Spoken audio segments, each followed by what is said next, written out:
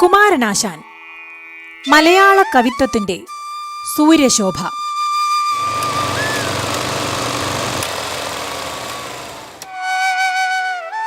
തിരുവനന്തപുരം ജില്ലയിൽ ചിറയൻകീഴ് താലൂക്കിലെ കായിക്കര എന്ന കടലോര ഗ്രാമത്തിൽ 1873 ഏപ്രിൽ 12 കുമാരനാശാന്റെ ജനനം.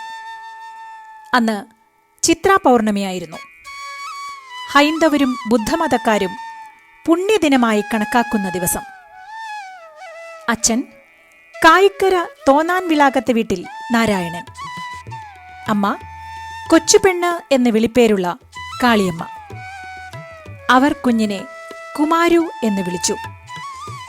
പിന്നീട് ശ്രീനാരായണ ഗുരുദേവനും വാത്സല്യത്തോടെ ഇതേ പേര് തന്നെ വിളിച്ചു. നൂറ്റാണ്ടിനിപ്പുറവും മലയാള സാഹിത്യത്തിൽ സമകാലീനൻ എന്ന പോലെ ദിനമെന്നോണം ആശാൻ കവിതകൾ പരാമർശിക്കപ്പെടുമെന്നും പുതിയ പുതിയ വ്യാഖ്യാനങ്ങളും പഠനങ്ങളും ഉണ്ടാകുമെന്നും കുമാരുവിന്റെ ജനനസമയത്ത് ആരും കരുതിയിരിക്കാനിടയില്ല. നാട്ടുനടപ്പനുസരിച്ച് വീട്ടിനടുത്തുള്ള ഒരു കുടിപ്പള്ളിക്കൂടത്തിൽ നെടുങ്കണ്ടത്തുണ്ടത്തിൽ ആശാനു കീഴിൽ നിലത്തെഴുത്തും കൂട്ടിവായനയും ആരംഭിച്ച കുമാരുവിനെ ഇവ അതിവേഗം വശപ്പെട്ടു. അടുത്ത പടിയായി ഉടയാൻകുഴി കൊച്ചുരാമൻ വൈദ്യരുടെ കീഴിൽ സംസ്കൃത പഠനം. അമരകോശം, സിദ്ധരൂപം, ബാലപ്രബോധം, ശ്രീരാമോദന്തം എന്നിങ്ങനെ സംസ്കൃതത്തിലെ ഏതാനും ബാലപാഠങ്ങളും ശ്രീകൃഷ്ണവിലാസം പോലുള്ള കാവ്യങ്ങളും സ്വായത്തമാക്കി.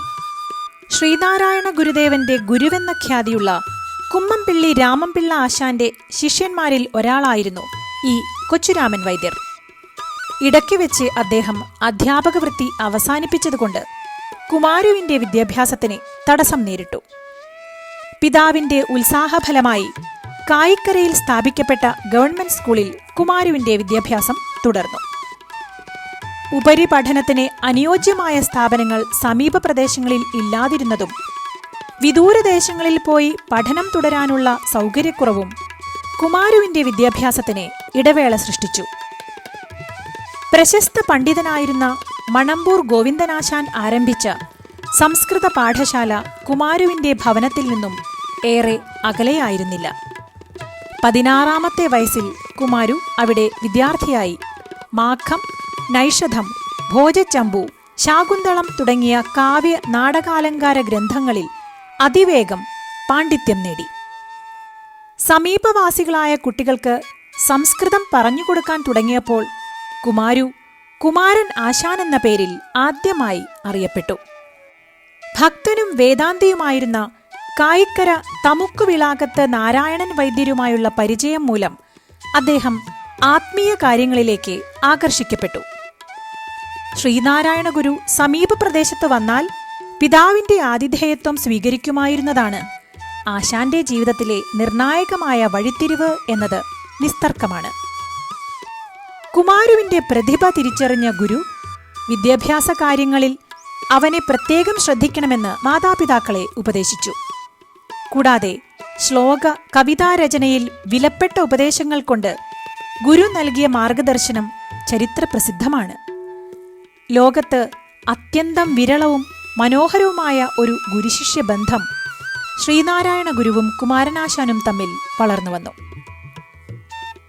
17-ാമത്തെ വയസ്സിൽ അദ്ദേഹം അരുവിപ്പുറത്ത് ഗുരുവിന്റെ ആശ്രമത്തിൽ അന്തേവാസിയായി. പരവൂർ കേശവനാശാൻ പത്രാധിപനായ സുജനാനന്ദിനിയിൽ കായിക്കര KN കുമാരു എന്ന പേരിൽ കവിതകൾ പ്രത്യക്ഷപ്പെടാൻ തുടങ്ങി. KN കുമാരു എന്ന പേരിലും അക്കാലത്ത് കവിതകൾ പ്രസിദ്ധീകരിക്കപ്പെട്ടു. ബുദ്ധിമാനും പ്രായോഗികവാദിയുമായിരുന്ന ഗുരുദേവൻ ശിഷ്യന്റെ 3 വർഷത്തെ ആശ്രമ ജീവിതത്തിനെ വിരാമമിടിവിച്ച് മൈസൂരിലേക്ക് അയച്ചു. മൈസൂരിൽ സർക്കാർ സർവീസിൽ ഉന്നത ജോലി വഹിച്ചിരുന്ന ഡോക്ടർ പൽപു ആയിരുന്നു അവിടെ ആശാന്റെ ലോക്കൽ ഗാർഡിയൻ. മൈസൂർ ചാമരാജേന്ദ്ര സംസ്കൃത കലാശാലയിൽ വിദ്യാർത്ഥിയായി ന്യായവിദ്വാൻ ബിരുദത്തിനാണ് ആശാൻ ചേർന്നത്. ന്യായം, വ്യാകരണം, അലങ്കാരം എന്നിവയായിരുന്നു പഠന വിഷയങ്ങൾ. പ്രായം പരിഗണിച്ച് ഒരു സ്കോളർഷിപ്പ് കൂടി കുമാരനാശാനെ അവിടെ ലഭിക്കുകയുണ്ടായി. ഏറ്റവും സമർത്ഥനായ വിദ്യാർത്ഥിയായി മാറിയ അദ്ദേഹം അവിടെയുള്ള ഏക അബ്രാഹ്മണ വിദ്യാർത്ഥിയെന്ന് തിരിച്ചറിഞ്ഞതോടെ പ്രശ്നങ്ങൾ തലപൊക്കി. അസൂയയും ജാതി സ്പർദ്ധയും തന്നെയായിരുന്നു മുഖ്യഹേതു. പരാതികൾ ലഭിച്ചുകൊണ്ടിരുന്നെങ്കിലും ഡോക്ടർ പൽപുവിന്റെ വ്യക്തിപ്രഭാവം ഒരു തണലായി കൂടെ നിന്നു. പക്ഷേ വ്യാപകമായ എതിർപ്പുകൾക്ക് മുന്നിൽ ദിവാൻ പോലും നിസ്സഹായനായി. 3 വർഷത്തെ വിദ്യാഭ്യാസം പൂർത്തിയായെങ്കിലും അവസാന പരീക്ഷ എഴുതുവാൻ കഴിയാതെ പോയ അദ്ദേഹം നിരാശനായി. കൂടെ ബാംഗ്ലൂരിൽ പടർന്നു പിടിച്ച പ്ലേഗ് രോഗവും അദ്ദേഹത്തെ ആശങ്കാകുലനാക്കി. ഡോക്ടർ പൽപു ഉപരിപഠനാർത്ഥം ഇംഗ്ലണ്ടിലേക്ക് പോയതും തിരിച്ചടിയായി. ബാംഗ്ലൂർ വിട്ട ശേഷം ഡോക്ടർ പൽപുവിന്റെ സ്നേഹിതനായ നഞ്ചുണ്ടറാവു എന്ന പണ്ഡിതന്റെ കീഴിൽ മദ്രാസിൽ താമസിച്ച് 6 മാസം സംസ്കൃത വിദ്യാഭ്യാസം തുടർന്നു.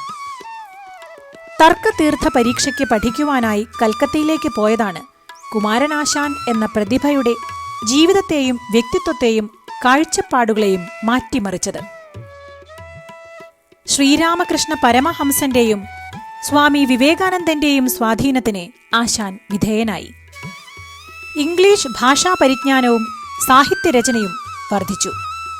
ബംഗാളി സാഹിത്യത്തിലെ പുതിയ തരംഗങ്ങൾ കണ്ടറിഞ്ഞ് രവീന്ദ്രനാഥ ടാഗോറിന്റെ വ്യക്തിപ്രഭാവത്തിൽ ആകൃഷ്ടനായി നവോത്ഥാന മൂല്യങ്ങളുടെ പ്രാധാന്യത്തെക്കുറിച്ച് ആഴത്തിൽ ഗ്രഹിച്ചു.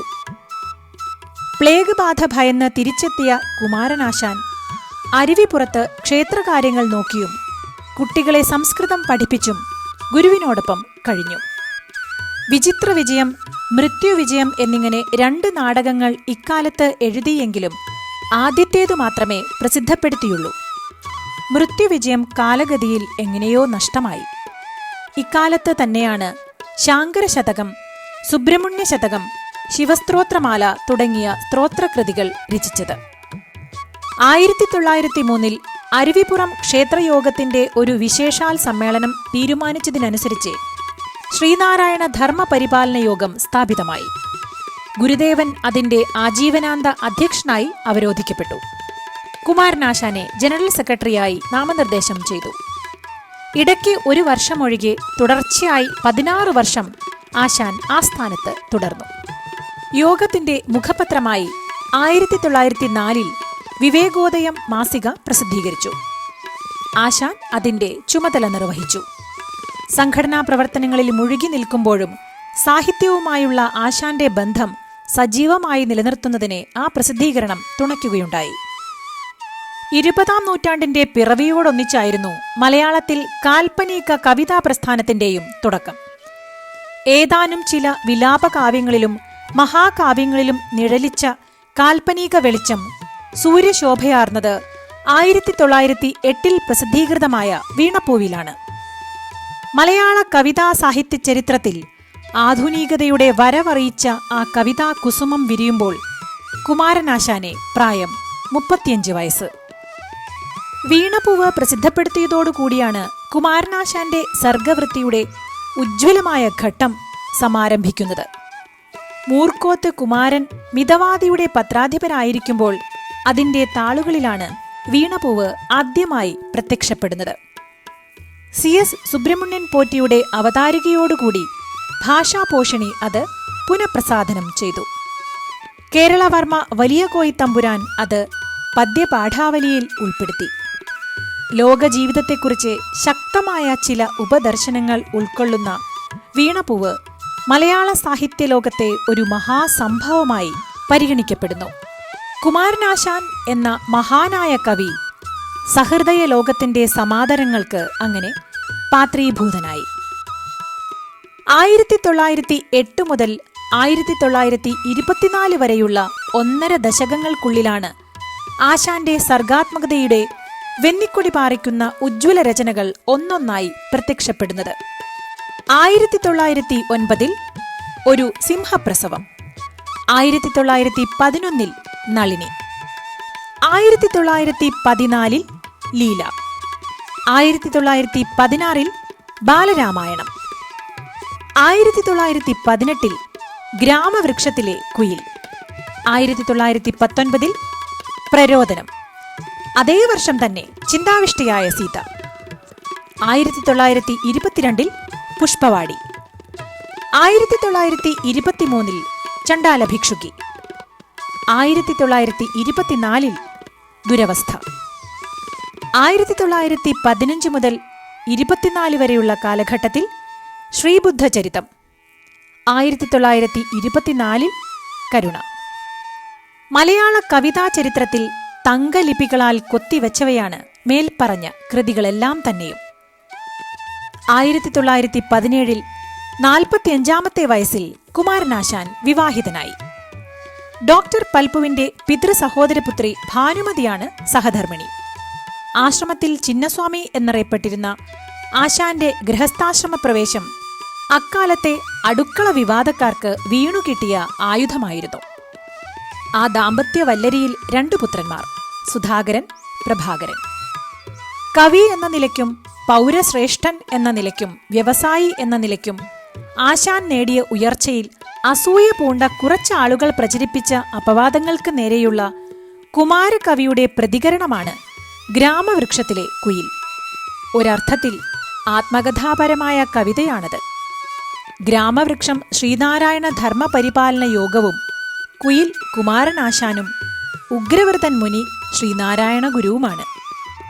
ആശാന്റെ ആത്മനൊമ്പരങ്ങളുടെ അന്യോപദേശ രൂപത്തിലുള്ള വെളിപ്പെടുത്തലാണ് ഗ്രാമവൃക്ഷത്തിലെ കുയിൽ എന്ന് വിലയിരുത്തപ്പെട്ടിട്ടുണ്ട്. AR രാജരാജവർമ്മയുടെ അകാല നിര്യാണത്തിൽ അനുശോചിച്ചുകൊണ്ട് രചിച്ച വിലാപകാവ്യമാണ് പ്രരോദനം. തത്വചിന്തയും ജീവിത നിരീക്ഷണവും സ്മൈര്യപുരുഷന്റെ മഹത്വപ്രകൃതവും ഒത്തിണങ്ങിയ സുന്ദരമായ ആ വിലാപകാവ്യം പോലൊന്ന് മലയാളത്തിൽ ഉണ്ടായിട്ടില്ല. ആശാന്റെ കാവ്യജീവിതത്തിലെ ഒടുവിലത്തെ 4-5 വർഷം സാമൂഹ്യ ജീവിതത്തിന്റെ നേർക്കുള്ള സമൂർദ്ധമായ പ്രതികരണങ്ങളാൽ സമ്പന്നമായിരുന്നു.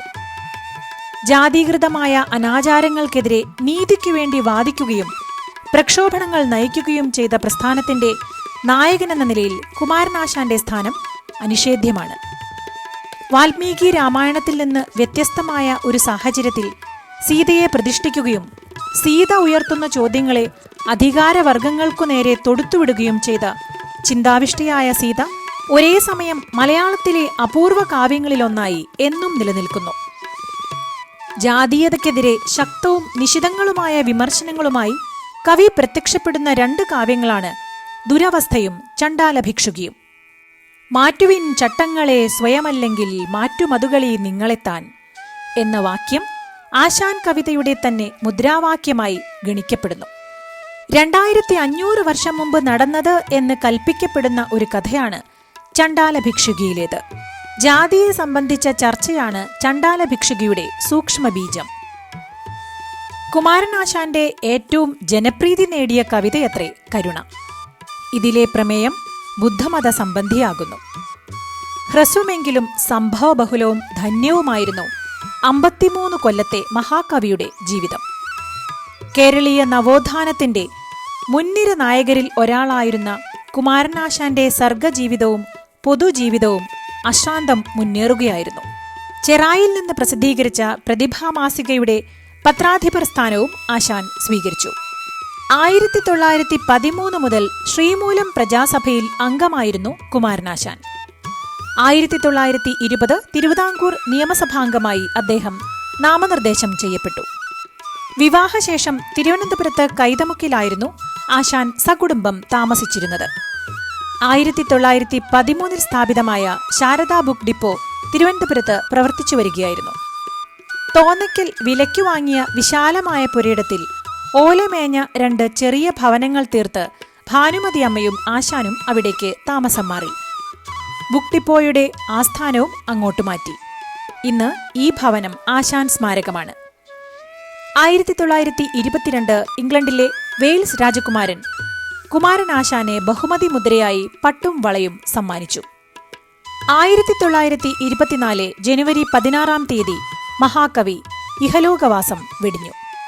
പുലർച്ചെ 3 മണിയോടുകൂടി ആലപ്പുഴയ്ക്ക് തെക്ക് പല്ലനയാറ്റിൽ മുങ്ങിപ്പോയ റെഡിമർ എന്ന ബോട്ടിൽ മലയാളത്തിന്റെ ആ അതുല്യ പ്രതിഭ പൊലിഞ്ഞു. പിന്നീട് കണ്ടെടുത്ത ഭൗതിക അവശിഷ്ടങ്ങളുടെ കൂട്ടത്തിൽ കരുണയുടെ കയ്യെഴുത്ത് പ്രതിയും ഉണ്ടായിരുന്നു. മൃതദേഹം പല്ലനയിൽ തന്നെ സംസ്കരിച്ചു. ആ സ്ഥലം കുമാരകോടി എന്ന പേരിൽ അറിയപ്പെടുന്നു. 1945 അവിടെ ഒരു ശവകുടീരം പണി കഴിപ്പിച്ചു. മലയാള കവിതാ സാഹിത്യം എക്കാലത്തും കടപ്പെട്ടിരിക്കുന്ന മഹാനുഭാവന്റെ സംഭവബഹുലമായ കാവ്യജീവിതം മൃതിയെ ജയിച്ചുകൊണ്ട് ഇന്നും അതിന്റെ ജൈത്രയാത്ര തുടരുന്നു.